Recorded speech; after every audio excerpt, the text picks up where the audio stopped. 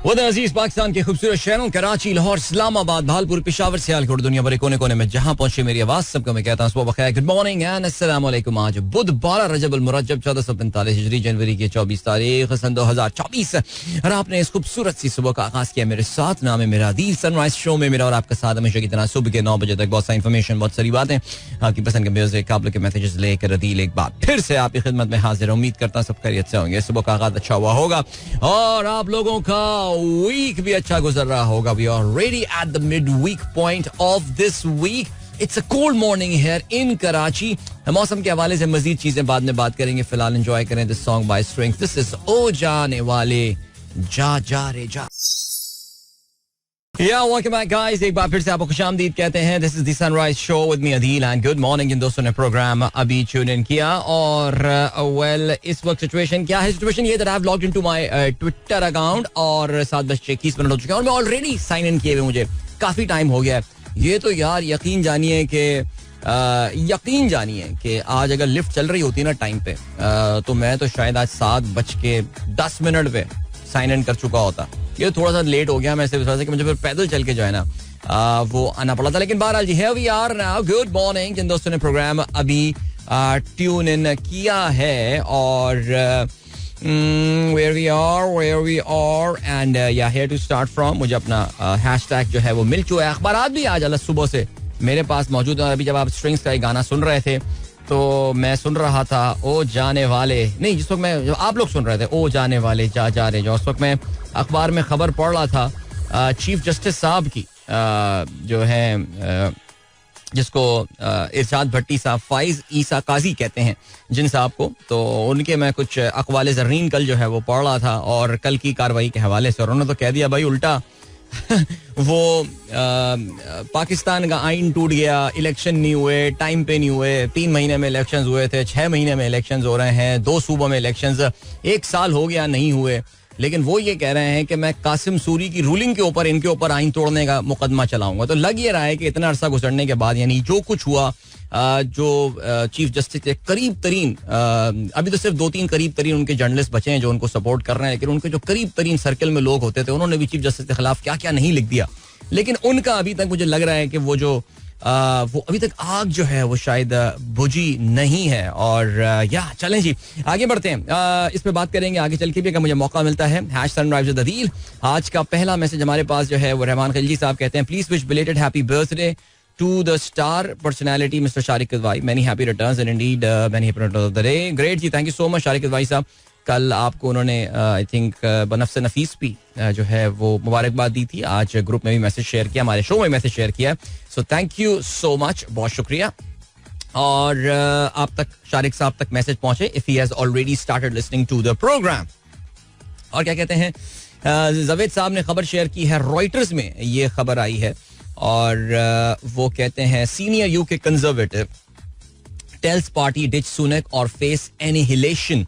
बर्तानिया में इस साल भी इलेक्शंस होने वाले हैं और एक सीनियर टोरी जो कंजर्वेटिव पार्टी के एक लॉ मेकर हैं, उनके मेंबर हैं जिनका नाम साइमन क्लार्क है, उन्होंने ये कहा है अपनी पार्टी को कि या तो ऋषि सुनक को हम फारिग करें वरना party will be massacred in the upcoming election. इत्तेफाक की बात है, कल जो है वो अहमद हमारे जो साहबजादे हैं वो मुझसे पूछ रहे थे कि आपको क्या लग रहा है इस बार ब्रिटिश इलेक्शंस में क्या होने वाला है। मैंने कहा मुझे लग रहा है ब्रिटिश इलेक्शंस में जो है ना वो लेबर पार्टी वो काफ़ी अच्छा परफॉर्म करेगी और ख्याल यही है कि ये जो इलेक्शंस होने हैं वो second half of 2024 and not later than 28 जनवरी 2025 तक जो है ये होने हैं। So there is it's very much possible that the Conservative इनको एक बड़ी शिकस्त जो है इलेक्शंस में हो सकती है।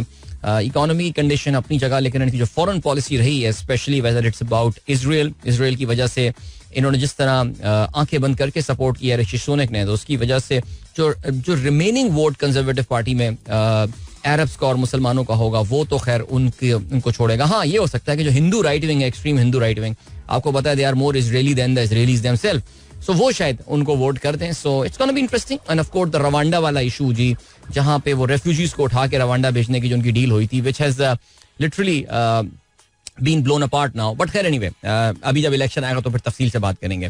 ओके, और क्या सीन है जी. अताउर रहमान साहब ने जो है वो क्या कहते हैं जी, आपने खबर शेयर की न्यूयॉर्क टाइम्स की. Walking with phone in your hand isn't just diverting your attention, it also changes your mood, your gait and your posture. यानी अगर आप हाथ में मोबाइल लेकर चल रहे हैं, जैसे कि हम सब आजकल सब कर रहे होते हैं, अब मेरे ख्याल से इट्स प्रीटी नॉर्मल नाउ. सो कह रहे हैं ये सिर्फ आपकी अटेंशन को डाइवर्ट करता है, बल्कि आपके मूड को भी चेंज कर सकता है, आपकी चाल को भी और आपके चलने के अंदाज को भी. सो यार बिल्कुल सही कह रहे हैं आप. ये नहीं करना चाहिए यार. एवरीवन सीरियसली यार, कभी कभार हम बैठे हुए होते हैं, कभी दोस्त यार बैठे हुए होते हैं एंड ऑल. फिर एक चीज नोट करें आप, everyone is busy in the phone.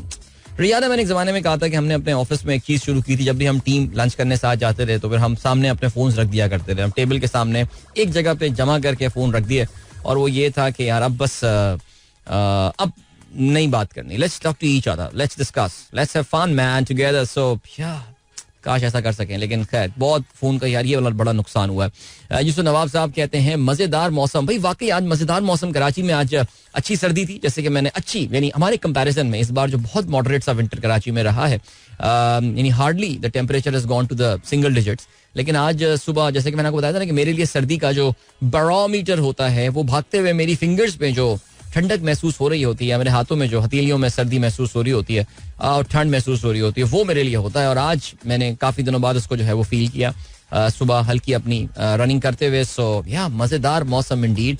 Feels like 9 degree Celsius today. और बट चैलेंजिंग गुड. मैं काफी आज जरा सुबह टाइम एक्स्ट्रा मिल गया था, तो मैं जरा तफसीली वेदर फोरकास्ट वगैरह देख रहा था. And yes, I think the good news is that some rains and snow are on their way inshallah from this weekend. अल्लाह ने चाहा. चलें जी आगे बढ़ते हैं. अताउर रहमान साहब कहते हैं only a few people realize like this. अच्छा, आपने क्या शेयर किया? अच्छा, कहते हैं कि you weren't born to work 40 hours a week doing something you hate, surrounding yourself with people you can't tolerate, living your life with regret in old age. वाह, क्या बात कही है भाई, जबरदस्त, एक्सीलेंट. ये कौन है जी? माइंड एंड ग्लोरी नाम का जो है ये कोई ट्विटर हैंडल है जिसमें ये बात की गई है. उस पर अताउर रहमान साहब कहते हैं only few people realise this like Adeel Azhar, mostly only suffer.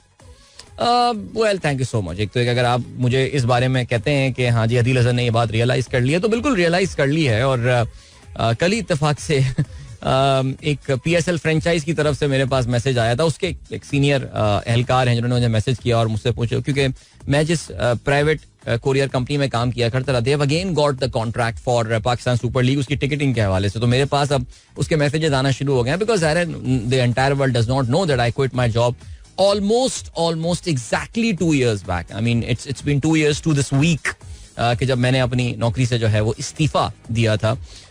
But ये अच्छा कोट है और ये अच्छी बात मुझे लगी था रहमान साहब, इसलिए मैंने इसको शेयर भी किया कि आपको अल्लाह ताला ने जो है वो हफ्ते में 40 दिन काम करने के लिए, वो काम करने के लिए पैदा नहीं किया था जिससे आप शदीद नफरत करते हैं. और ऐसे लोगों से इर्द गिर्द अपने पास बिठाने में कि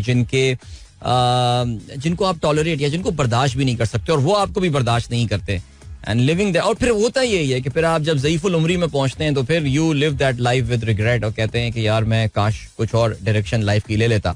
मैं ये समझता हूँ कि at least give yourself a chance. जब तक कहना चाहिए कि बाजुओं में ताकत है तब तक अपने आप को एक मौका जरूर देकर देखें. लेकिन कोई बात नहीं, you can always go back if it doesn't work out.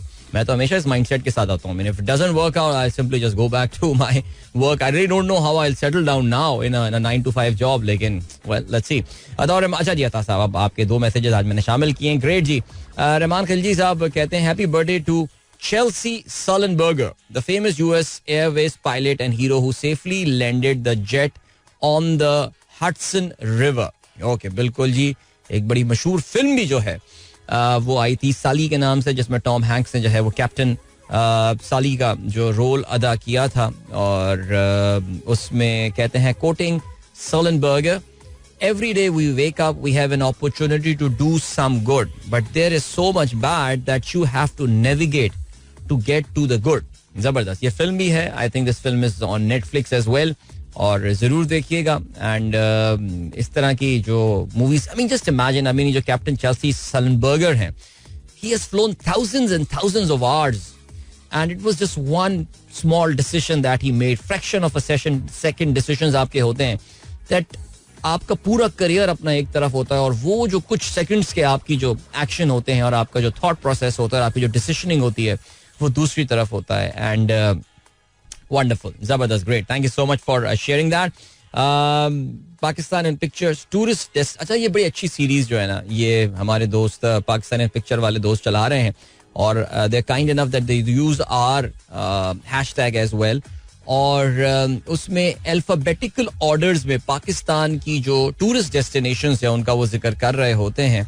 और आज वो जिक्र कर रहे हैं बाग़ नारान पेशावर, हबीब जालिब रोड हयाताबाद पेशावर में हबीब जालिब रोड में कोई बाग़ नारान है और looks beautiful after the rain I believe. चलें जी, अभी हम क्या कर रहे हैं, एक छोटा सा कमर्शियल ब्रेक है, हम उसकी जाने बढ़ रहे हैं. प्रोग्राम में अगर आप भी अपना हिस्सा डालना चाहते हैं तो फिर आप मुझे पोस्ट कर सकते हैं ऑन एक्स, ट्वीट कर सकते हैं with the hashtag sunrise with Adeel.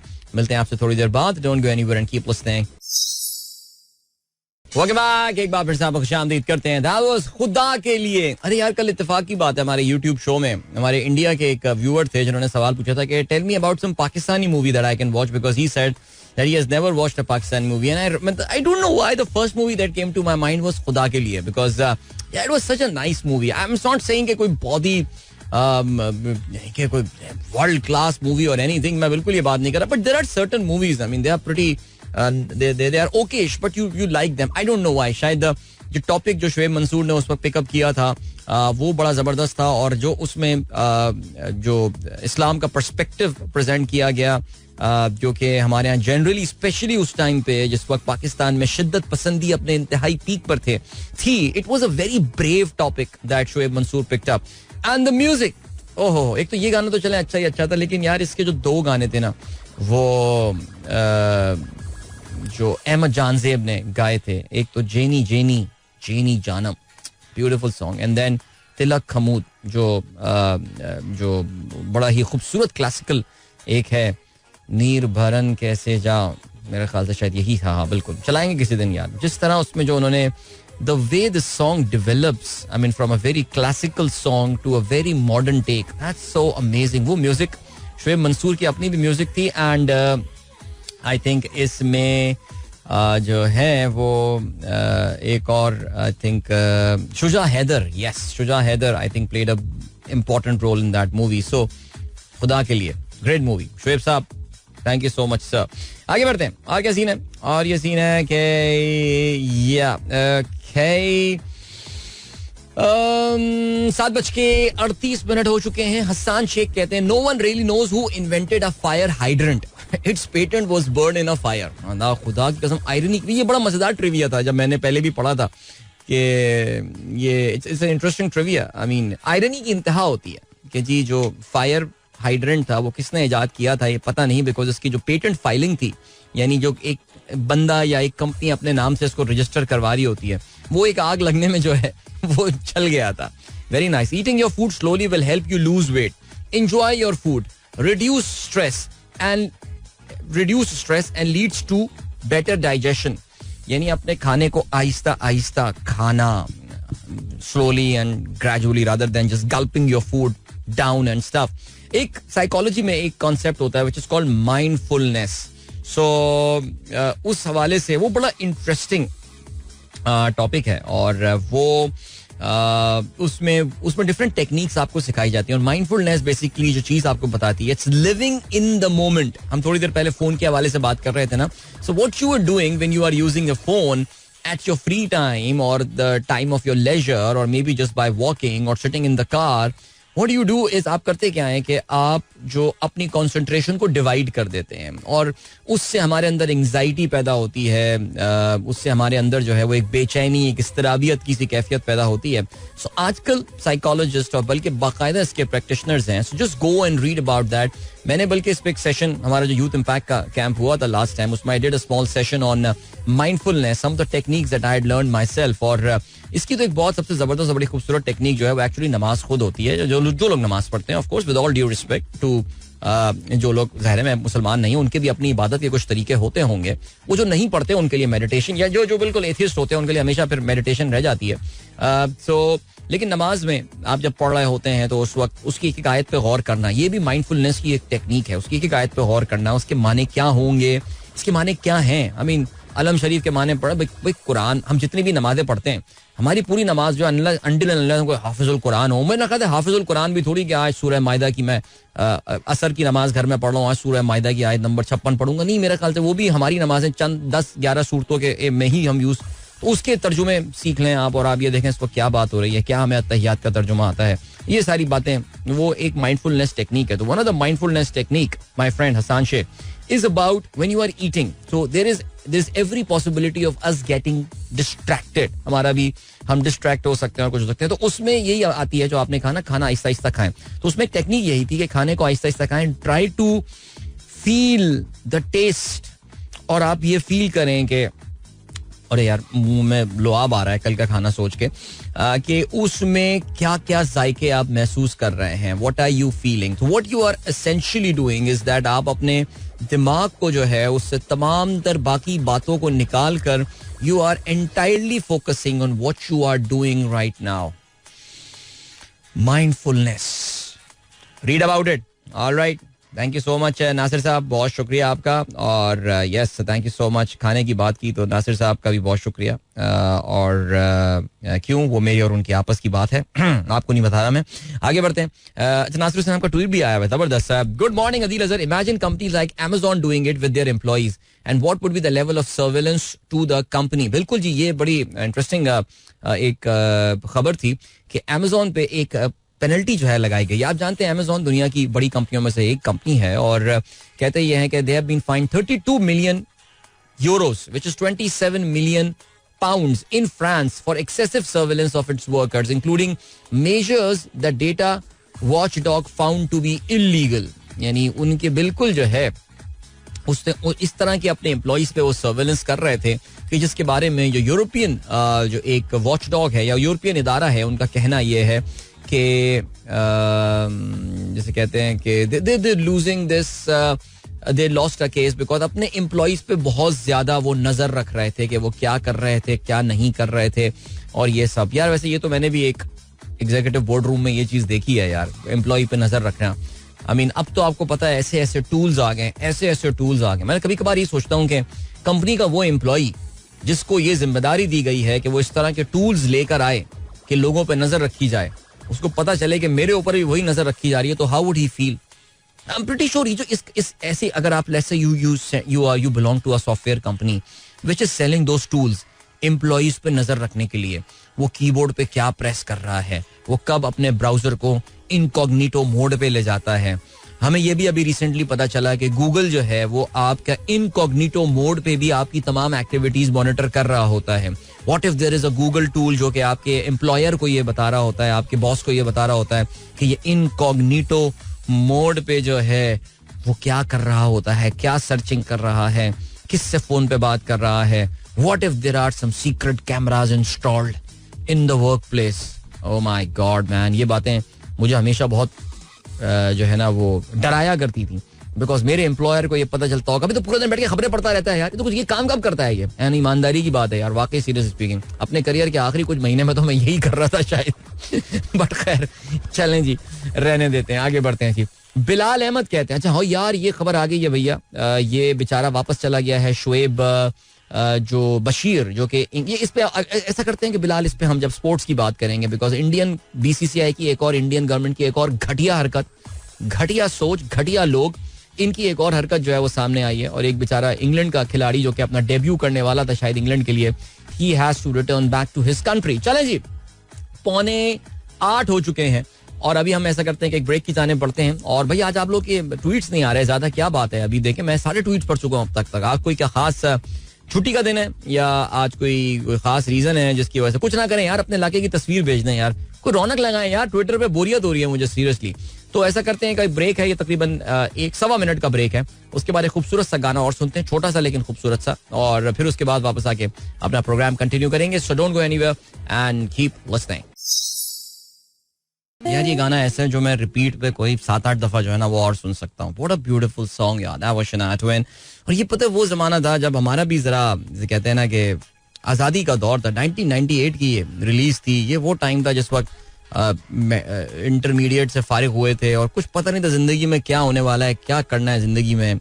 And then this song came in and what a song man. अच्छा इत्तेफाक की बात, ये this song you know Shania Twain actually इन्होंने she wrote this song for her husband जो इनके उस वक्त हस्बैंड हुआ कहते हैं. हाउ आयरॉनिक इट इज के जिनके लिए उन्होंने गाना लिखा था उनसे उनकी 2010 में इवेंचुअली डिवोर्स हो गई थी. But I think it does represent some beautiful emotions and yeah, many of you like this song for sure. And Saratha, she said one of her favorite, of course, and had to be. और फिर उसके बाद yeah, then we have got ओहो शहजाद नियाज साहब. मैंने कौन सी गलती कर दी जो शहजाद साहब का फिर वॉइस नोट आया हुआ है. सुन लेते हैं भाई, हिम्मत पैदा करते हैं जरा. अच्छा हाँ वो ठीक है. मैंने देखा कह रहे हैं आपने मना कर दिया लोगों को वीडियो ना देखना. अब लोग पब्लिक डेफिनेटली इसकी वीडियो देखेगी, मुझे पता है, इसलिए तो मैंने बोला था. चलें जी. इसके अलावा फरहान हसन कहते हैं ओके कहते हैं जी wow beautiful song Shania Twain. Dear Adeel would request you to play at least one English classic song daily. Daily तो मुश्किल होगा लेकिन हाँ I think I need to increase the frequency. हमें फ्रीक्वेंसी इसकी जो है ना बढ़ानी चाहिए. क्या ख्याल है अदील भाई? वाह वाह. शोएब शेख साहब कहते हैं first ever song I heard and watched of Shanaya and became her fan. Seriously यार मैंने भी पहला गाना, मुझे इससे पहले शनाया ट्वेन का नहीं पता था कौन है, एग्जिस्ट करती है कौन है, लेकिन जब मैंने गाना सुना सो उस वक्त जो है ना वो यार उस जमाने में इंटरनेट भी नया नया आया हुआ था. बिल्कुल इंटरनेट का मेरी जिंदगी में इंटरनेट का वो पहला साल था, like first year in progress था जब ये गाना रिलीज हुआ था. क्या चीजें याद आ गई यार भाई. तस्वीरें भेजने वालों का बहुत बहुत शुक्रिया. फरहान रजा ने बहरिया टाउन की तस्वीर भेजी है, कहते हैं भाई का हुक्म सर आंखों पे. Thank you so much. और शैला अकील ने भी तस्वीर भेजी है, कहते हैं अस्सलाम वालेकुम very good morning very cold and foggy. हाँ जी वेरी कोल्ड एंड फॉगी. और अभी जुबारिया का भी मैसेज आया है, वो भी यही कह रही है बहुत सर्दी है भाई लाहौर में, बहुत शदीद सर्दी चल रही है. अल्लाह ताला आसानियां पैदा करे हम सब के लिए. और इसके अलावा फैसल शमीम साहब कहते हैं have you watch this new movie 12वीं fail, you should see it. यार मैं I was trying to watch that movie over the weekend on Netflix, but मुझे लग रहा है उन्होंने नेटफ्लिक्स से ये मूवी हटा दी है, ऐसा मुझे लग रहा है. अच्छा जी. और कहती हैं जुबारिया कहती हैं I have never experience this sort of winter in the past 20 years. देखिए मौसम के हवाले से ना हम सब रीसेंसी एरर का शिकार हो जाते हैं. जैसे हम कराची वाले कह रहे हैं ऐसे ऐसा फजूल किस्म का विंटर तो हमने जो है ना कभी देखा ही नहीं, लेकिन हमने डेफिनेटली देखा होगा. आई मीन अहमद साहब स्टैटिस्टिकली प्रूव कर देंगे हमारे साहबजादे के नहीं कराची में इससे बुरे विंटर्स भी जो है वो आ चुके हैं. लेकिन शायद मैंने काफी दफा जिक्र किया था this is the El Nino effect that we are having a very dry winter. और ये एक वेदर फिनोमिनन है जिसकी वजह से कराची में सर्दी नहीं पड़ रही है साहिली इलाकों में, और बर्फ बिल्कुल भी नहीं पड़ रही है शुमाली इलाका जात में. लेकिन जो इसमें अच्छी खबर है वो ये है कि ये साल तो जरा शायद अब लग रहा है मुश्किल जाए, लेकिन स्कर्दू में बाय द वे कल रात परसों से बर्फबारी का इम्कान जो है बताया जा रहा है. लेकिन La Nina is going to come by the second half of this year. जुलाई अगस्त से La Nina which is the inverse of El Nino वो शुरू हो जाएगा. तो होपफुली या सम रेन्स विल रिटर्न इंशाल्लाह. आमना शमीम का मैसेज आया है अस्सलाम वालेकुम अदील भाई please wish my son Zaid bin Haris he is having his assembly presentation today. Zaid bin Haris my boy, what a beautiful name you have got, Zaid bin Haris. Happy नहीं अच्छा मैं यार हैप्पी बर्थडे बोल देता हूँ, इतनी हैप्पी बर्थडेज बोलता हूँ. Good luck to you my boy for your assembly presentation. यार इससे भी आप लोग भी कहते होंगे हर चीज में अपने ये नॉस्टैल्जिया फेंकना शुरू कर देता है, इससे मुझे भी याद आ गया. और पता है क्या याद आया मुझे, हमारे स्कूल की मैडम हुआ करती थी मिसेस गुलजार, वो असेंबली में तकरीर करवाया करती थी. यार किसी से होए ना यार, बच्चे कांपते थे. एक तो मेरा दोस्त था, मेरा हमनाम था, वो रो गया था. वो he was literally shivering. I mean he was so much low on confidence when it comes to public speaking. और उस वक्त मुझे अंदाजा हुआ कि जो अपनी public, I was just what 16 या 15 देन, मुझे अंदाजा ही हुआ कि यार ये जो मैं लोगों के सामने खड़ा होकर तकरीरें करना शुरू कर देता हूँ ये एक गॉड गिफ्टेड चीज है. Everybody does not have that level of confidence, which is why हमारे खानदान में कभी कोई ढोलकी शोलकी होती है और कोई गाना गाया और जितना भी बुरा गाना गाया मैं अप्रिशिएट करता हूँ कि बेटा ये आसान काम नहीं होता लोगों के सामने अपने आप को इस तरह प्रेजेंट करना. So Zaid what you are doing is something pretty extraordinary. याद रखना, I am wishing you all the very best and इंशाल्लाह you will do good. Alright, जबरदस्त. और क्या सीन है? ओके अच्छा जी. या चलें आगे बढ़ते हैं अब जल्दी से. आज के अखबार में ऐसा है ही नहीं खुदाई कसम कुछ के पढ़ने का भी जो है ना वो दिल चाहे, लेकिन फिर भी पढ़ लेते हैं यार, क्योंकि हमारी प्रोग्राम की एक रस्म है. Okay, army personnel to guard polling station on February 8. अल्लाह खैर करे जी. Cabinet okays deployment of army and civil armed forces at sensitive constituencies and polling stations. ECP's letter to Interior Ministry mentions shortfall of 2,77,558 security officials. Minister Shahid Ashraf Tarar will head new committee formed to ensure smooth polls. अबे ये कोई तारड़ वही तारड़ तो नहीं है, तारड़ खानदान के चश्मो चराग. आगे बढ़ते हैं. यही खबर जो है वो आज जंग और एक्सप्रेस में भी अपनी लीड है. आगे बढ़ते हैं जी. बिलावल ने तकरीर की कल किधर, चिन्योट में. कहते हैं नवाज शरीफ चौथी बार वजीर आजम बने तो वो इंतकाम लेंगे जिसका किसी को अंदाजा नहीं. नवाज शरीफ की हुकूमत के मुस्तकबिल के फॉरेन मिनिस्टर बिलावल का नवाज शरीफ के बारे में ये कहना है. ओके जी. और क्या सीन है. शौकत सिद्दीकी केस का फैसला महफूज. हुकूमती मातहत इदारे पर बिला वजह इल्जाम दुरुस्त नहीं. कौम को सच का इल्म होना चाहिए. सब मान रहे हैं जज के खिलाफ इंक्वायरी नहीं हुई. कोई जज पसंद नहीं तो क्या बगैर इंक्वायरी हटा दें. सिक्का उछाल कर फैसला नहीं कर सकते. कौन सच. तकरीरें सुन लें बस यार. चलें आगे बढ़ते हैं जी. और क्या सीन है. 9 मई इमरान की 7 मुकदमात में उबूरी जमानतें बहाल.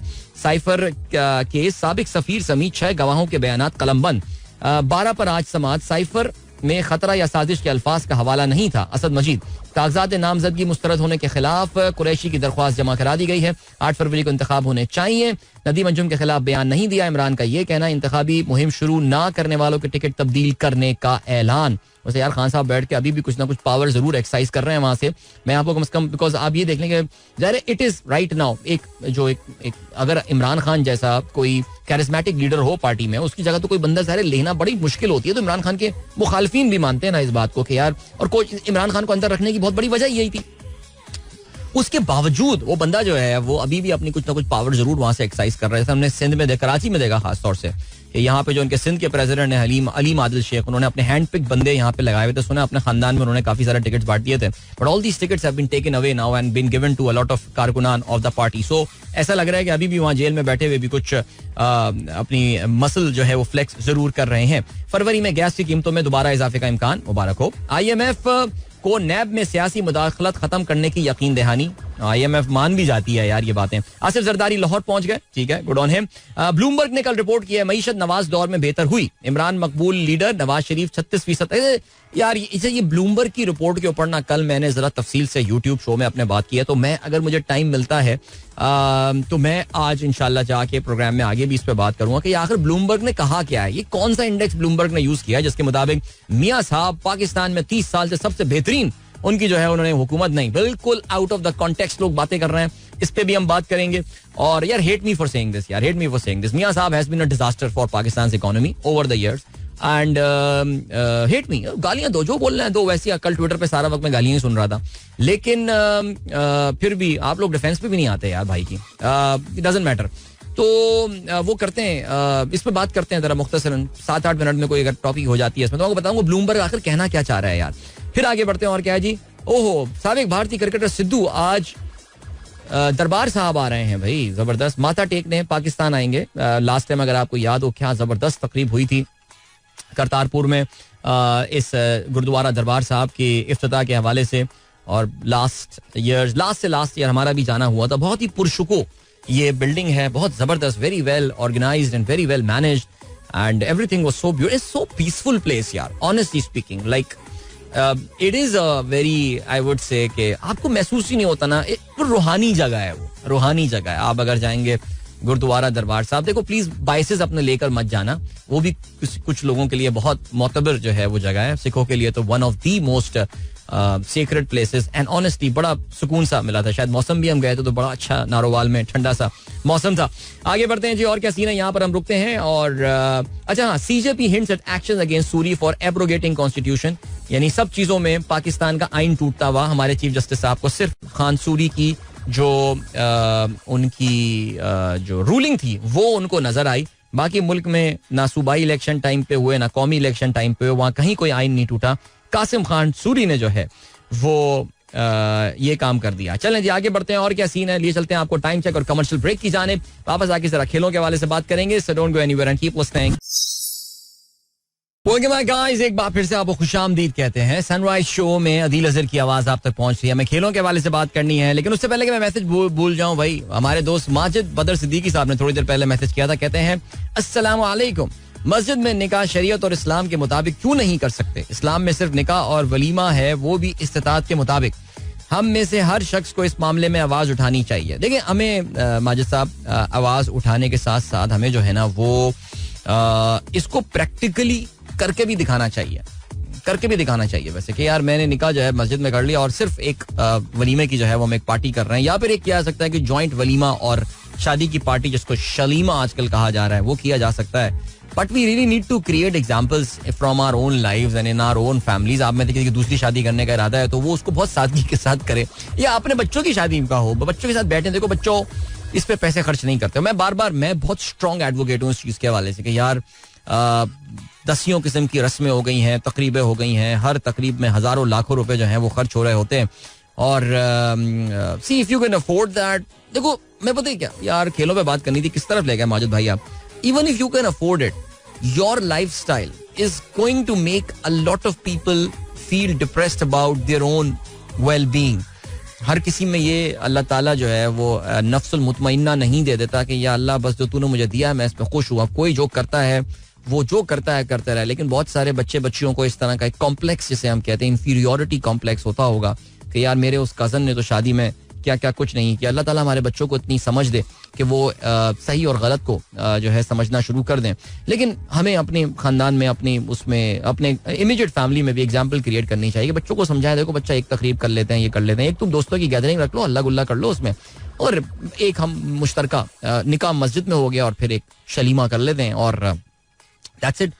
पैसे बचा के जाओ घूमने, go see the world, I mean go with your partner, अपने स्पाउस के साथ दुनिया देखो, गो टू यूरोप और जाओ वहां पे घूमो फिरो, उस पे पैसे खर्च कर लो यार। कि मैं बार बार यही बोलता हूँ कि उस वक्त आपको पता है मोहब्बत अपनी पीक पे होती है, हनीमून में पीक बिल्कुल, उसके बाद से इट्स नॉर्मली डाउनहिल, फिर उसके बाद दोबारा कुछ सालों बाद गेम ऑन होती है। So just make the most of that time. चलो जी आगे बढ़ते हैं। हाँ, खेलों के हवाले से, हाँ खेलों में क्या हो रहा है भाई जल्दी बताएं। ओके, क्रिकेट में क्या हो रहा है? क्रिकेट में भाई मुबारक हो आप सबको, मोहसिन नकवी को जो है वो क्या कहते हैं, हाँ मोहसिन नकवी को चेयरमैन पाकिस्तान क्रिकेट बोर्ड बनाने की जाने पहला कदम जो है वो उठा लिया गया है, और वो हुआ ये है कि उनको बोर्ड ऑफ गवर्नर का मेंबर जो है वो नॉमिनेट कर दिया गया है। बहरहाल जी याद रहे कि election commissioner Shah Khawar Pakistan cricket board के कायम मुकाम सरबराह बन गए हैं। गवर्निंग बोर्ड तश्कील देकर इलेक्शन कराना टास्क है। फिलहाल मोहसिन नकवी मेंबर के तौर पर काम करेंगे। 3 साल के लिए चीफ मुंतखब होना मुतवक्को। निगरान वजीर आला पंजाब क्रिकेट की बेहतरी के लिए मुतहर्रिक हो गए हैं। लाहौर में सलमान नसीर से मुलाकात, बोर्ड के उमूर पर briefing Lee.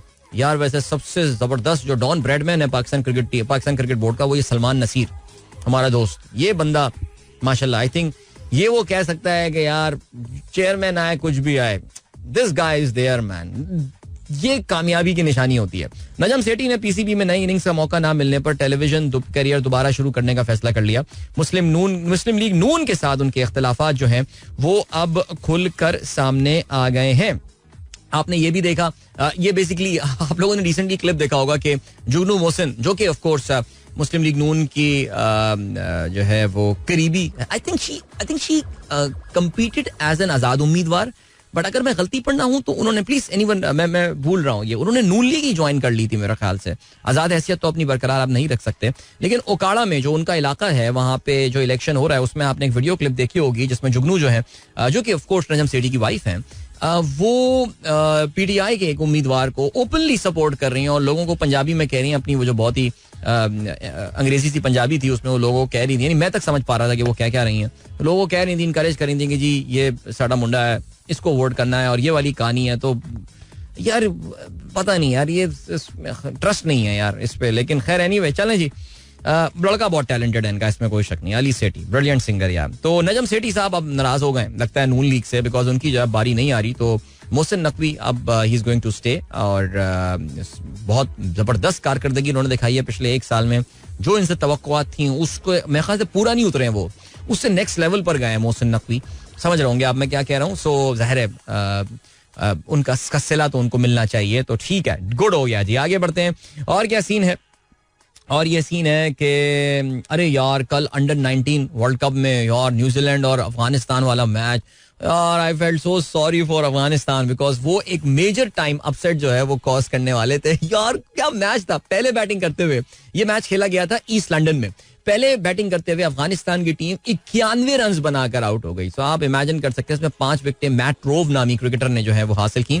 He is a fast bowler, he got 5 wickets there. और लग यही रहा था कि ये तो बड़े आराम से ये मैच जो है वो जीतने में कामयाब हो जाएंगे, लेकिन न्यूजीलैंड ने इस टोटल को 9 विकेटों के नुकसान पर पूरा किया. Just imagine, I mean Afghanistan was just wicket away from this unbelievable win. लेकिन अनफॉर्चुनेटली अफगानिस्तान हार गए. Hard luck to them. Remember guys, this is Pakistan group. ये पाकिस्तान का ग्रुप है जिसमें ये टीमें खेल रही हैं, बिकॉज इससे पहले अफगानिस्तान को पाकिस्तान जो है वो शिकस्त दे चुका था. और this was Afghanistan, this was in fact New Zealand second match as well. इससे पहले न्यूजीलैंड ने नेपाल के साथ मैच खेला था, उन्होंने उसको शिकस्त दी. पाकिस्तान आज नेपाल के खिलाफ एक्शन में होने वाला है एट ईस्ट लंदन, और ये मैच पाकिस्तानी वक्त के मुताबिक 1 बजे शुरू होगा. पाकिस्तान ऑफ कोर्स अपना जो इनॉग्रल मैच है उसमें अफगानिस्तान को पाकिस्तान ने बासानी शिकस्त दे दी थी, और उसमें ज़ाहिर है काफ़ी सारे हमारे जो क्रिकेटर्स थे, हमारे जो व्यूअर्स थे जो इस मैच को फॉलो भी कर रहे थे, उनकी नज़र नेचुरली यू नो के नसीम शाह के भाई इसमें एक्शन में हैं, उबैद शाह, और उनकी और नसीम के दरमियान लोग जो है वो आपस में जो सिमिलैरिटीज थी उसके हवाले से भी जो है वो बात हो रही थी. But challenging, I think good luck to Pakistan team. I think Pakistan के लिए सेकंड राउंड में पहुंचने में अब मुश्किल नहीं होगी. We'll beat Nepal and we'll be almost through. जो असल गेम पाकिस्तान का होना है ज़ाहिर है इस ग्रुप में, that is going to be against the Kiwi side, और ये मुकाबला पाकिस्तान का सैटरडे यानी हफ्ते के दिन 27 जनवरी को होना है पाकिस्तानी वक्त के मुताबिक 1 बजे. चलें जी, और क्या खबर है यार. King Bobby is in Bangladesh Premier League, और कल बॉबी ने यार, वैसे कल मैच क्या बनाया है उस बंदे ने यार. और जरा इसकी मैं आपको 1 सेकंड जरा स्कोर कार्ड खोल लूं अपने सामने, फिर मैं आपको बताता हूँ. This of course is Bangladesh Premier League जिसका आगाज जो है वो हो गया है सन 2024 का एडिशन, और उसमें कल बाबर जो है वो ऑफ कोर्स पहली बार एक्शन में थे, और पहली बार आते ही बाबर जो हैं वो उनको बिल्कुल वही कंडीशन और वही सिचुएशन मिल गई जो कि उनको पाकिस्तान टीम में आमतौर से जो है वो मिल रही होती है. So Babar Azam is playing for Rangpur Riders, और हुआ ये कि उनका मुकाबला था सिलहेट स्ट्राइकर्स के साथ. पहले बैटिंग करते हुए सिलहेट स्ट्राइकर्स ने 180 रन बनाए, 120 रन बनाए 8 विकेटों के नुकसान पर, और यानी लग यही रहा था कि बासानी कोई मसला जो है होगा नहीं रंगपुर राइडर्स को. लेकिन रंगपुर राइडर की टीम जो है उनकी गेम हो गई काफी खराब, बिकॉज एक मौके पर उनके 39 रन पर 6 खिलाड़ी आउट हो गए थे, और जिसमें मैं यही देख रहा हूँ कि सारे के सारे, अच्छा मोहम्मद नबी भी आउट हुए थे, वरना सारे के सारे जो बांग्लादेशी क्रिकेटर्स थे वो आउट हो गए थे. Then it was Babar Azam और अजमतुल्लाह उमरज़ई, और इन दोनों ने आखिर तक जो है वो लेकर गए इस पार्टनरशिप को, और इनफैक्ट ना सिर्फ आखिर तक लेकर गए बल्कि they won it pretty comfortably at the end. यानी उस वक्त 10 गेंदें जो है वो रह गई थी. बाबर ने एंकर का रोल प्ले किया, 49 गेंदों पे 56 रन बनाए जिसमें 6 चौके शामिल थे. वो अजमतुल्लाह उमरज़ई थोड़े से अग्रेसिव थे, 35 गेंदों पे 47 रन उन्होंने बनाए जिसमें 3 छक्के और 2 चौके शामिल थे. और ऑफ कोर्स जो प्लेयर ऑफ द मैच का अवार्ड मिला वो अजमतुल्लाह उमरज़ई को मिला, but Babar definitely had his impact. और इनफैक्ट जो रंगपुर राइडर के जो कैप्टन है नूरुल हसन, वो जब मैच से पहले टॉस पे जब बात कर रहे थे उन्होंने एक्चुअली बाबर को किंग बाबर बोला था. That king Babar has also arrived. So क्या बात है यार, क्या बात है बॉबी. चलें जी, गुड. और क्या सीन है? और ये सीन है, अरे यार एशियन कप फुटबॉल में यार what a moment for Palestine. छा गए हैं यार फलस्तीन वाले, बिकॉज पहली बार फलस्तीन जो है उन्होंने टूर्नामेंट के दूसरे जो नॉकआउट मरहला है, जो उसका दूसरा राउंड है, उसमें उन्होंने रसाई हासिल कर ली है, और हांगकांग को उन्होंने 3-0 से जो है वो शिकस्त दी है. सो वेल डन यार, well done to the Palestinians. और इसके अलावा इसमें ऑस्ट्रेलिया उज़्बेकिस्तान 1-1 से बराबर रहा. सीरिया ने 1-0 से जो है वो भारत को शिकस्त दी. इस टूर्नामेंट में भारत ने जो है वो अपने जो तीनों मैचेस खेले हैं उसमें उनको शिकस्त का सामना करना पड़ा, लेकिन फिर भी they considered only 6 goals, so that is actually not bad. So इसके अलावा हांगकांग जी पैलेस्टाइन और हांगकांग का मैंने आपको बताया 3-0 से फलस्तीन जो है ये मैच जीतने में कामयाब हुआ. So they have qualified even though this was the only win that they had, but they have managed somehow to qualify for the knockout stage. Iran ने यूएई को 2-1 से शिकस्त दी है और ईरान और यूएई दोनों इसी ग्रुप से जो है वो क्वालिफाई करने में कामयाब हुए इन द नेक्स्ट मैच. चलें जी, अभी ब्रेक की जाने बढ़ना है, लेकिन उससे पहले जरा कैराबाओ कप का आपको हम बता दें जी. मिडलसब्रो को शिकस्त हुई है, चेल्सी के हाथों 6-1 से शिकस्त दी है. एग्रीगेट 6-2 से जीतने में कामयाब हो गए हैं. पहले लेग में मिडलसब्रो ने अपने होम ग्राउंड पे चेल्सी को 1-0 से शिकस्त दी थी और चेल्सी वाले बहुत खुश हैं. मिड टेबल साइड चेल्सी और मिडलसब्रो को उन्होंने कैराबाओ कप, जो कि आपको पता है कि 3rd लेवल का टूर्नामेंट होता है, उसमें उन्होंने शिकस्त दी है. सो बहुत बहुत मुबारक हो चेल्सी की टीम को. बहुत बड़ी विन, उनकी तारीख की अजीम तरीन कामयाबियों में से एक कामयाबी आज उनको मिली है. Well done, good luck. चलें जी, और आज रात जो है वो EFL कप सेमीफाइनल होना है जिसमें लिवरपूल का मुकाबला फुलहम के साथ होना है. होम ग्राउंड फुलहम में ये होगा क्रेवन कॉटेज में. 2-1 की एग्रीगेट इस वक्त 2-1 की जो है वो फर्स्ट लेग के बाद लीड हासिल है लिवरपूल को. Let's see if Fulham is able to make some sort of a comeback or not. आपको अभी हम लिए चलते हैं ब्रेक की जाने. मिलेंगे आपसे इस ब्रेक के बाद. Don't go anywhere and keep listening. Alright, that was Shazad Mughal with Bas Yun Hi, a song that features in my show. Well, after every few months, the important thing is that इस गाने को मैं भूलने नहीं देता. अच्छा गाना है, बहुत नॉस्टैल्जिक गाना है. ये भी जुल्फी ताहिर कहते हैं it's super cold and super foggy है. Maybe that's the reason for low participation. वैसे ट्वीट और नो ट्वीट शो सुन रहे हैं. थैंक यू सो मच यार, बहुत शुक्रिया. हाँ वाकई यार, उंगलियों में इतनी सर्दी और इतनी ठंडक महसूस हो रही होगी कि आप लोग ट्वीट भी नहीं कर सकते. स्टॉप. ऑलराइट, चलिए जी आगे बढ़ते हैं. और क्या सीन है? हाँ जी, अहमद खान कहते हैं बस यूं ही, कितना प्यारा सॉन्ग है यार, और उसकी वीडियो भी कमाल थी. कमाल, सस्ती वीडियो, बिल्कुल बेहतरीन, फास्ट. एक ही शाम में वीडियो, एक घंटे में शायद वीडियो शूट हो गई होगी इसकी. Alright, yes Basit Younus, the breaking news. In fact breaking news 1.5 घंटा पहले ही आ गई थी और वो ये दैट डोनाल्ड ट्रंप जो है वो जीत गए हैं न्यू हैम्पशायर में भी जीतने में कामयाब हो गए हैं डोनाल्ड ट्रंप. और ना सिर्फ जीते हैं बल्कि he has managed to win this by a huge margin. और डोनाल्ड ट्रंप ने अपनी फातिहाना तकरीर जो है वो भी कर ली है. अब इसकी जरा तफसील में जाके हम जरा थोड़ी देर में नेचुरली जाएंगे और how big a win this is and where does that leave rest of the republic. अब खैर रेस्ट ऑफ द रिपब्लिक सिर्फ एक ही उनकी जो है वो अब मुखालिफ बची हैं. What's next for her? Let's see. साद नजीब कहते हैं शेयरिंग अ नासिर काज़मी शेर. साद नजीब कहते हैं दाइम आबाद रहेगी दुनिया, हम ना होंगे कोई हमसा होगा, फिर किसी ध्यान के सदा राहे पर दिल हैरत ज़दा तन्हा होगा. वाह क्या बात है. आप देखें नासिर काज़मी की पोएट्री में आपको एक तकलीफ नजर आती है, एक दर्द जो है ना वो नजर आता है वैसे. और मैं तो जो भी अक्सर शायद मेरी ऑब्जर्वेशन है या शायद उनका उसलूब ही ऐसा है, लेकिन मैंने जो उनकी शायरी जितनी भी पढ़ी है उसमें कहीं ना कहीं मुझे एक तकलीफ जो है वो नजर आ रही होती है. नासिर काज़मी बड़े शायर. रहमानुल्लाह कहते हैं टर्कीज पार्लियामेंट, बिल्कुल इस पे हम आगे चल के बात करनी है लेकिन अभी बात कर लेते हैं. Turkey's parliament ratified Sweden's NATO membership bid on Tuesday, clearing the biggest remaining hurdle to expanding the Western military alliance after 20 months of delay.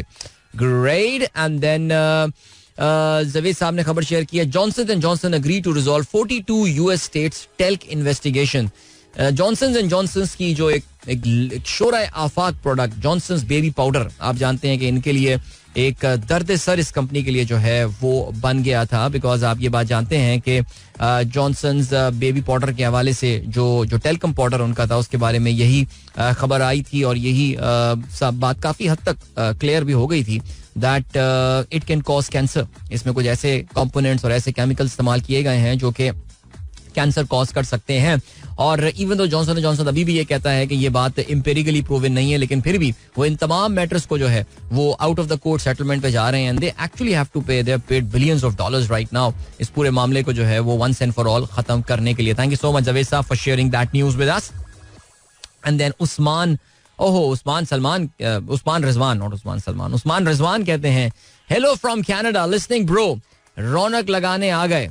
यार थैंक यू सो मच यार, लेकिन तुम चले भी गए वापस और तुमने मुलाकात भी नहीं की. इस बात का जो है वो मुझे जरा अफसोस रहा, लेकिन चलें जी, कोई बात नहीं, इंशाल्लाह next time for sure, must be pretty busy. Okay जी. अरशद इमाम कहते हैं दिन के उजाले में तो मोहल्ले में आने की हिम्मत नहीं होती, रात की तारीकी में डालकर चले गए. इनके घर के दालान में जो है वो दरवाजे के नीचे से पीपल्स पार्टी वाले अपना जो है वो ब्रोशोर डाल के जो है वो चले गए हैं, सो ताकि उनको जो है वो वोट दिया जाए. चलो ठीक है जी, मैं नेक्स्ट टाइम आए तेरा मोहल्ले वाले पकड़ के तू देखें तो कि है कौन आखिर यार. ओके. और कोई मैसेज और है, मैसेजेस तो हैं लेकिन मैं जरा थोड़ा सा इनको देख भी लेता हूँ. एक सेकेंड. अताउर रहमान साहब अपनी सेल्फी भेजी आपने sir, thank you so much. And manufacturer Danco urges US Supreme Court to reverse abortion pill curbs. आज उसने भी तकरीर की है, जो बाइडन वर्जीनिया में तकरीर कर रहा था और वो ये कह रहा था कि अगर रिपब्लिकन्स को आपने इलेक्शन में जितवा दिया तो फिर अबॉर्शन के हवाले से वो बड़े खतरनाक स्टेप्स जो हैं वो ले सकते हैं. अमेरिका में आप जानते हैं अबॉर्शन जो है इसकाते अमल वो एक बहुत बड़ा टॉपिक है, एक बड़ा इलेक्टोरल टॉपिक है, लेकिन इस वक्त जो सबसे बड़ा टॉपिक है जाहिर है वो मईशत है और वहां पे जो बाइडन जो है वो फिलहाल स्ट्रगल कर रहे हैं. ओके. हमारे दोस्त हसन शेख का मैसेज आया है, कहते हैं all those Islamabad Sunrisers who plans not to cast their vote because their polling station is far away, please contact me, I will give them free pick and drop, please cast for your vote. Wow, that is so cool Hasan, that is so amazing. बस देख लेना कि पहली तुम्हारे पास right जो है वो colour Syeda की ना आ जाए कि तुम्हारा पूरा दिन फिर उसी में ही लग जाए. बट कोई एक विसिनिटी बता दो, जस्ट टेल अ विसिनिटी के नया इस्लामाबाद, पुराना इस्लामाबाद, रावलपिंडी, कौन से area. I think you yourself live in Barakahu, so वो भी जरा थोड़ा सा, अब तो खैर आउटस्कर्ट नहीं है, अब तो पूरा इस्लामाबाद नहीं है वो, लेकिन या गुड यार. ये है ना कौम, इसको कैसे डिफीट करेगा कोई यार. जज्बा चेक करें आप बच्चों का, शाबाश. That was Alamgir featuring Fariha Parvez, Amai Bhasha Ili Re. What a beautiful song, traditional, beautiful fusion. Coke Studios, thank you so much. Thank you. All right, चलें जी आगे बढ़ते हैं. और क्या सीन है. अच्छा जी, हसन शेख का मैसेज आया है, कहते हैं NA46, NA47, NA48 वाले जितने भी वोटर्स हैं यार, वैसे इस तरह की कोई एक वो होनी चाहिए, कोई ना कोई कोऑर्डिनेशन पॉइंट होना चाहिए. बिकॉज हमारे दोस्त अहमद अयूब साहब जो हैं उन्होंने भी ये ऑफर की है और वो भी ये कहते हैं कि भाई अस्करी 4 में रहने वाले वो कहते हैं जी free pickup and drop for voters in Askari 4 Gulistan Jauhar from me. That is so cool यार, दैट इज सो कूल. मैं कह रहा हूँ ना इसका भी कोई वो होना चाहिए, एक कार पूलिंग सॉर्ट ऑफ या वॉलंटियर्स, एक फोर्स, वॉलंटियर फोर्स एक होनी चाहिए. मुझे याद है यार 1990s का ये जमाना है कि MQM की जानिब से हमारे मोहल्लों में सुजुकी वैन्स जो हैं वो जो सुजुकी होती थी वो चलाई जाती थी और वो डब्बा जो होता था सुजुकी डब्बा वो चलाया जाता था जिसमें वो मोहल्ले के लोगों को वोट देने के लिए जो गवर्नमेंट स्कूल हमारी तरफ हुआ करता था वहाँ पे वो ले जाया करते थे. हमारा हल्का 188 उस जमाने में हुआ करता था और यार MQM कोई लाखों वोट थे उस वक्त भी, लाख से सबसे ज्यादा वोट जो मुझे याद है हल्के में पड़े थे 1990 का इलेक्शन था, कौन सा था, सैयद मोहम्मद असलम थे, मुझे ये भी याद है MQM के उम्मीदवार, उनको वोट्स पड़े थे और 1 लाख से ऊपर वोट पड़ा था. वो उस वक्त वो बहुत बड़ा नंबर था यार, इतनी ओवरवेलमिंग सपोर्ट थी. तो हमारे मोहल्ले में कुछ जो वॉलंटियर्स हुआ करते थे मुत्तहदा के, वो लोगों को पोलिंग स्टेशन उन सुजुकी डब्बों में जो है वो ले जाया करते थे. ये चीज पहले काफी हुआ करती थी. सो मेरे ख्याल से इस पे कोई एक बनना चाहिए, एक सॉर्ट ऑफ कोई राब्ता. I mean it's not about which party do you support, it's absolutely not about, it's about the people being a part of this wonderful process called the elections. So या अच्छा जी, इसके अलावा अच्छा नुमान यूसुफ शक की निगाह से देख रहे हैं, पिकअप फ्रॉम अस्करी. नहीं परेशान ना हो यार, बिल्कुल परेशान ना हो, बंदा क्लियर्ड है. ओके. वैसे सादगी के साथ शादी का जिक्र हो रहा था, दूसरी का जिक्र आया, तो दूसरी तो सादगी के साथ ही होती है. नहीं यार शोएब भाई ने तो पूरी तकरीब की है यार इस बारे में, क्या बात कर रहे हैं आप यार. बट चलें जी आगे बढ़ते हैं. और क्या सीन है. Lovely song by Alamgir, my favourite, Khwaja Sahab कहते हैं. ठीक है जी. और then what have we got. चलें अभी हमें यार मैं सोच रहा हूँ किस टॉपिक को मैं छेड़ूं. चलें जी डोनाल्ड ट्रंप की बात कर लेते हैं, बिकॉज वापस आके फिर जरा ब्लूमबर्ग पे हम फुर्सत से बात कर लेंगे. और डोनाल्ड ट्रंप जो है वो जीत गए हैं भाई, इलेक्शन जीतने में कामयाब हो गए हैं. उन्होंने ये he got 54% of the votes. Now that 52% of the votes have been counted. Donald Trump की तकरीबन 10% की जो है वो बढ़तरी है ओवर निकी हेली, और उसमें Donald Trump is now with the projected winner. और उसमें अब हुआ ये है कि डोनाल्ड ट्रंप तकरीबन 11 डेलीगेट्स अपने साथ लेकर जा रहे होंगे, और हेली जो है वो, ये भी डेलीगेट वाली कहानी आप रहने देना. Important thing is that new Hampshire में वो जीतने में कामयाब हो गए. देखो न्यू हैम्पशायर वैसे तो छोटी सी स्टेट है and it is traditionally a democratic state. यहाँ पे जब इलेक्शंस होंगे तो डेमोक्रेटिक पार्टी ही इलेक्शन जीतेगी, लेकिन प्राइमरीज वहां पे हो रही थी. रिपब्लिकन पार्टी के अपने इंटरनल इलेक्शन हो रहे थे. लेकिन न्यू हैम्पशायर में एक ट्विस्ट आता है, और वो ट्विस्ट क्या आता है कि न्यू हैम्पशायर इंडिपेंडेंट वोटर्स जो हैं, यानी वो लोग जो कि किसी भी पार्टी के साथ मुंसलिक नहीं हैं, उनको भी वोट देने की इजाजत देता है. यानी अगर आप रिपब्लिकन नहीं भी हैं, you are a registered independent, because America में आप जो है वो अपने आप को पार्टी के साथ रजिस्टर कराते हैं. So you can be a Democrat, you can be a Republican, you belong to the Green Party और छोटी मोटी और भी party, and you can be an independent. Like I can just go out and vote for anyone that I want to. So independents भी New Hampshire में जाके vote देते हैं, और कहते हैं lot of independents they came out and they voted for Nikki Haley. इसी वजह से ये जो मार्जिन ऑफ डिफीट है उनका वो जरा कम है. बट बहरहाल जी, the important thing is that she is losing and Donald Trump is winning, and that's fine. उन्होंने अपनी विक्ट्री स्पीच जो है वो डोनाल्ड ट्रंप जो है वो दे चुके हैं. और बीबीसी के एंथनी जर्कर का जो बयान आया है वो ये कहते हैं कि this time Donald Trump's victory speech is less magnanimous. यानी उन्होंने अपने आप को थोड़ा सा टोन डाउन जो है वो चीजों के हवाले से जो है वो किया है, और ठीक हो गया. डोनाल्ड ट्रंप कहते हैं आई जस्ट लव यू. अच्छा जी, ठीक है, ओके. डोनाल्ड ट्रंप ने और क्या बात बोला है? Trump said that Ramaswamy got to know Haley. अच्छा, Ramaswamy was there with Donald Trump. Oh, I'm watching that picture. Vivek Ramaswamy full कोशिश कर रहा है वाइस प्रेसिडेंशियल कैंडिडेट बनने की. अगर ट्रंप ने इसको वाइस प्रेसिडेंट ना बनाया ना, हमारे इस मल्लू भाई का दिल जो है ना वो काफी टूट जाएगा. जी, डोनाल्ड ट्रंप ने अपनी तकरीर में कहा Joe Biden is the he's the worst president in the history of the worst presidents. नहीं, ये बोला नहीं, लेकिन worst president जो है वो जरूर बोला है. डोनाल्ड ट्रंप की ये तकिया कलाम है ना, in the history of this. अच्छा जी, और क्या है? If we don't win this country is finished. ये मुल्क ही खत्म कर दिया. अगर हम जीते नहीं तो ये मुल्क जो है वो खत्म हो गया.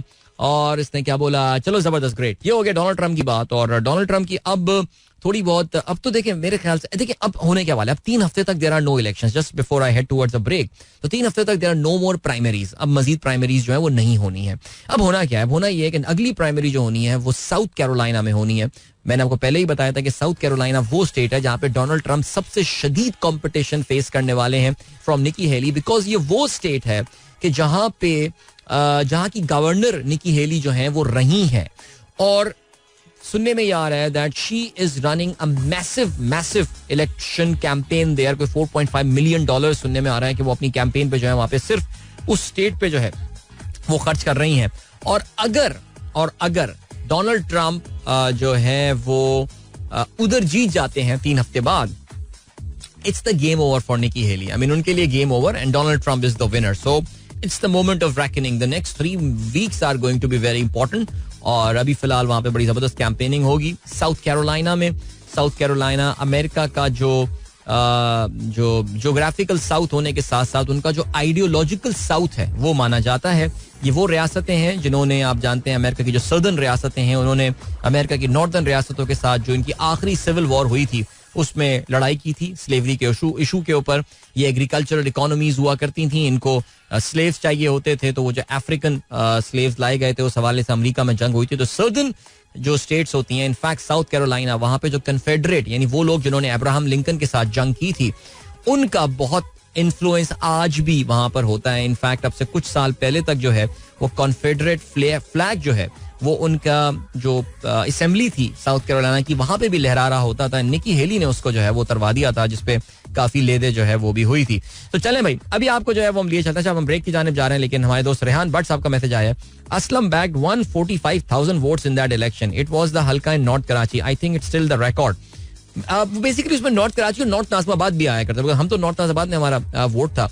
नॉर्थ नाज़िमाबाद के काफी सारे ब्लॉक्स जो है वो हल्का 188 में जो है वो आया करते थे, जहाँ पे सैयद मोहम्मद असलम को जो है ये वोट मिले थे. एंड चलो जी, अभी आपको जो है ब्रेक की जानिब लिए चलते हैं. मिलते हैं इस ब्रेक के बाद. Don't go anywhere and keep listening.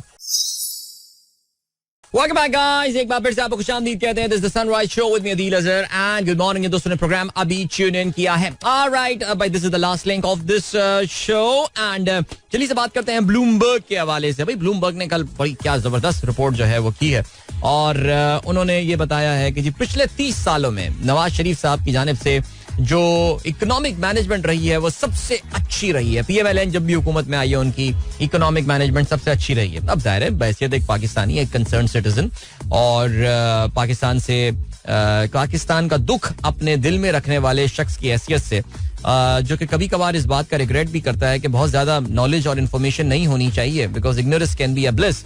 मेरे लिए ये बात थोड़ी परेशान कुन थी, और जाहिर है मेरा नी जर्क रिएक्शन इसमें यही था कि यार what ridiculous is this from Bloomberg. I mean what are they drinking these days? But बहरहाल, लेकिन वही जो कल YouTube पे भी मैं कह रहा था कि rather than giving a knee jerk reaction, it is very important that you should go and check out के क्या methodology इस्तेमाल की गई है. और if Bloomberg is saying that, Bloomberg Economics जो कि उनका research wing है, if they are saying that, तो there should be some reason behind that. तो चलें जी. अच्छा, प्रॉब्लम ब्लूमबर्ग की सबसे बड़ी ये आती है कि यार वो मुकम्मल तौर से पे वॉल के अंदर है, यानी वो आपको महीने में से एक आर्टिकल रीड करने को फ्री में देते हैं, and then there is pay wall, so you have to pay to read that article. So बहरहाल, thank you to our friend doctor Waqas Akram, Bahawalpur में होते हैं, जिन्होंने मुझे उस आर्टिकल का एक्सेस दिया, and I read that article, और honestly speaking I mean I was quite shocked. What a shallow article that was. अच्छा, उसमें दो नंबर्स हैं जिसको हमारे मीडिया में काफी प्रोजेक्ट किया गया. एक तो ये जी कि उनकी परफॉर्मेंस PTI से बेहतर रही है. ठीक है, 30 साल में. अच्छा, 30 साल में आपको पता है कि मियां साहब कोई 2-3 दफा हुकूमत पाकिस्तान में कर चुके हैं, और फिर उसके बाद जो है इमरान खान से कंपैरिजन पता नहीं क्यों बनता है, मुझे तो ये समझ में नहीं आता, बिकॉज इमरान खान की तो कोई 3.5 साल ही हुकूमत जो है वो रही थी. अच्छा, इस पूरे टाइम में उन्होंने जनरल मुशर्रफ का टाइम नहीं लिया गया, जो कि गालिबन पाकिस्तान में economic management point of view से, even with all the mistakes, few mistakes that he made on that front, Pakistan में economic management point of view से आई थिंक पिछले 30 साल में हमारा सबसे स्टेबल और सबसे अच्छा टाइम जो है वो था. उसकी वजह ये थी कि मुशर्रफ साहब तो अल्लाह को प्यारे हो गए हैं, और उनकी पार्टी और कोई भी जो है वो इलेक्शन में कम्पीट नहीं कर रहा. वो सिर्फ बात कर रहे थे इन 3 कंपीटिंग पार्टीज की, जिसमें नून लीग, पीपल्स पार्टी और तहरीक इंसाफ जो है वो शामिल थी. ठीक है जी. इमरान खान के 3.5 साल थे, जिसमें से 2.5 साल उनके नॉर्मल थे, 1 साल उनका कोविड का था, जो कि आप कह सकते हैं. सो मियां साहब के कोई तकरीबन कोई 10 साल की हुक्मरानी का कंपैरिजन जो है वो यहाँ पे इनकी कोई 3.5 साल की हुक्मरानी के साथ किया गया. तो ठीक है, फाइन, ब्लूमबर्ग ठीक है, but what was the finding and what was the thing. अच्छा, ब्लूमबर्ग ने एक इंडेक्स का इस्तेमाल किया यहाँ पे. आई मीन ऑनेस्टली वो कह रहे हैं कि जी मैं देख रहा था कि वो मुबशिर जैदी साहब एक मशहूर जर्नलिस्ट रहते थे, यहाँ जरा हट के प्रोग्राम किया करते थे, अब वो TRT इस्तांबुल में होते हैं. उन्होंने कहा जी इकोनॉमी सही जा रही थी, जनरल बाजवा ने आके ये कर दिया, तो वो कर दिया, तो जनरल बाजवा ने ये कर दिया. मैंने कहा भाई क्या बातें कर रहे हो. मैंने खैर जाके जब ये मेथोडोलॉजी समझ ली, सो मैंने उनको जाके ये लिखा, मैंने कहा यार मुबशिर भाई पढ़ तो लें कि आखिर उसमें लिखा हुआ क्या है एक बार जरा. अगर एक आप जैसा दिग्गज जर्नलिस्ट जो है वो इस तरह के कमेंट्स करना शुरू कर देगा, I understand he has issues with army and all, a lot of people would have, I don't no, but महज ये कह देना कि जी इकोनॉमी मुल्क की पाकिस्तान की कोई रॉकेट बन के छत पे फोड़ के कहीं पहुंच चुकी होती है बिकॉज मियां साहब पाकिस्तान के हुक्मरान होते, तो यार मेरे ख्याल से अब let's move on from that. Okay जी. You won't find a lot of economists. I mean, उनके अपनी पार्टी के लोग आज दूसरी तरफ आके आपको पता है न्यूट्रल होके ये बात बोल रहे हैं कि यार economic management had been a disaster under Ishaq Dar. Now come back to the index. So they have used, Bloomberg has used an index called the misery index. Okay, वो misery index क्या करता है? Misery index जो है ना वो basically सिर्फ 2 factors लेता है. वो 1970s में कभी जाके एक साहब ने जो है इसको डेवलप किया था. It was the time when America was going through very high inflation rate after Richard Nixon की पॉलिसीज की वजह से, जब वो ब्रेटन वुड्स से ऑफ कोर्स अलग हुए थे. सो उसमें 2 सिर्फ उन्होंने फैक्टर्स लिए हैं. One is the inflation and other is the unemployment rate, यानी the effect of inflation on the unemployed people. वो सिर्फ 2 फैक्टर्स उन्होंने लिए हैं, जिसकी बुनियाद पर उन्होंने ये पूरी की पूरी रिपोर्ट बना दी कि जी नवाज शरीफ की इकोनॉमिक मैनेजमेंट बेहतर रही है. यार जो नवाज शरीफ साहब का जो आखिरी दौर था, ओके जी, उनका जो आखिरी दौर था विच वाज 2013 से 2018, वो दुनिया में कमोडिटी प्राइसेस के हवाले से एक गोल्डन दौर था. I mean honestly speaking, I mean for the most part of his time there, उन्होंने हमने जो ऑयल प्राइसेस, जो आपको पता है पाकिस्तान की सिंगल लार्जेस्ट इंपोर्ट है, पाकिस्तान की जो हमारी जो हेडलाइन इन्फ्लेशन जिसको कहते हैं, उसमें सबसे बड़ा इम्पैक्ट जो होता है वो ये एनर्जी प्राइसेस का होता है. और इंटरनेशनल ऑयल प्राइसेस तकरीबन ऑन एन एवरेज $50 पर जो है वो ऑपरेट कर रही थी. इस वक्त इंटरनेशनल ऑयल प्राइसेस तकरीबन $75-74 पे जा रही हैं. तो यू कैन इमेजिन कि एक तो ये कि इंटरनेशनल ऑयल प्राइसेस जो हैं वो आपको बहुत कम मिली थी. मैं सिर्फ ऑयल प्राइसेस की बात नहीं कर रहा. आपको कोल उठाना है, कोल उठा लो, कोई सी भी कमोडिटी प्राइस उठा लो, गंदम उठानी है, शक्कर उठानी है, वो तमाम चीज़ें जो हम इंपोर्ट कर रहे होते हैं, आप जो भी उसकी चीज़ उठाएंगे आपको ये पढ़ के अंदाजा होगा कि यार उसकी एक्चुअली प्राइसेस जो है वो अपने कई सालों की लोएस्ट प्राइसेस पर वहाँ पर मौजूद थी. उसके अलावा बाकी मानदा कसर जो हमने पूरी कर दी थी वो ये कर दी थी कि भाई हमारे जनाबे वाला हमने जो डॉलर को फ्रीज कर दिया था, यानी रुपए की PKR और पैरिटी को फ्रीज कर दिया था, उसकी वजह से हम अगर प्राइस कोई बढ़ भी रही थी तो हम उसको इंपोर्ट नहीं कर रहे थे, बिकॉज हम अपने फॉरेन एक्सचेंज रिजर्व को ड्रेन कर रहे थे in order to maintain that dollar और rupee parity, which I don't know why Ishaq Dar was so obsessed about, and मियां साहब just did not care about it, because मेरा नहीं ख्याल कि मियां साहब वो उस लेवल पे जाके उनकी इकोनॉमिक्स की शायद अंडरस्टैंडिंग वगैरह होगी चीजों के हवाले से. उन्होंने इस हद तक आउटसोर्स किया हुआ है अपने समधी को इकोनॉमिक्स के मामला. तो अब जब ये सिर्फ 2 फैक्टर उन्होंने इस्तेमाल कर लिए तो उसमें तो यार जाहिर है, I mean how can you even compare his time with the time जहां पे 2011-2010 में आपको पता है ऑयल प्राइसेस 110, 120, 150 के करीब जो है वो हिट कर रही थी. No sympathies for Peoples Party, but they faced very high international commodity prices. तो इन्फ्लेशन तो हाई होगा ही होगा उनके जमाने में. नून लीग के जमाने में naturally the commodity prices internationally were extremely low, अपने मल्टी ईयर्स लो पे जो है वो आ गई थी, तो उनको उसका बेनिफिट मिला विच इज बाय इन्फ्लेशन. अब इमरान खान के दौर में आपको पता है कोविड का एक फेज आया, लेकिन कोविड में हमें ये भी पता था unemployment went up in Pakistan because people were right left and centre losing their jobs because there was simply nothing to do for companies, और लोगों को फायर कर रहे थे वो. इन्फ्लेशन वक्ती तौर से गई, लेकिन फिर 2021 में इन्फ्लेशन ने दुनिया भर में आके एक जबरदस्त अपना सर उठाया. कमोडिटी प्राइसेस कहां से कहां चली गई when the economies started getting back in order. So यार ये आपको मैंने जरा जल्दी जल्दी में समझा दिया. इस पे बहुत तफसील से गुफ्तगू मैंने कल अपने YouTube शो में की है, आप अगर जाके देख सकें तो फिर अच्छा रहेगा, और उसका मैं क्लिप भी बना लूंगा ताकि you can share it with your friends and family, ताकि कोई अगर हमारे किसी को अगर सिर्फ समझने में ना ही हो रही है और कोई जो है वो कल रात से इस पे अगर डोल की थाप पे डांस कर रहा है तो उसको जरा रोक के सुना दें. खैर उसको समझ में नहीं आनी, लेकिन आप तो अपनी तरफ से इत्माम हुज्जत कर सकते हैं. चलें जी, वक्त आ गया आप लोगों से इजाजत लीजिए. अपना बहुत ख्याल रखिएगा. इंशाल्लाह मेरी आप लोगों से मुलाकात आप कल सुबह एक बार फिर होगी. Till then goodbye, God bless, अल्लाह हाफिज एंड पाकिस्तान जिंदाबाद. This is Mira FM 107.4.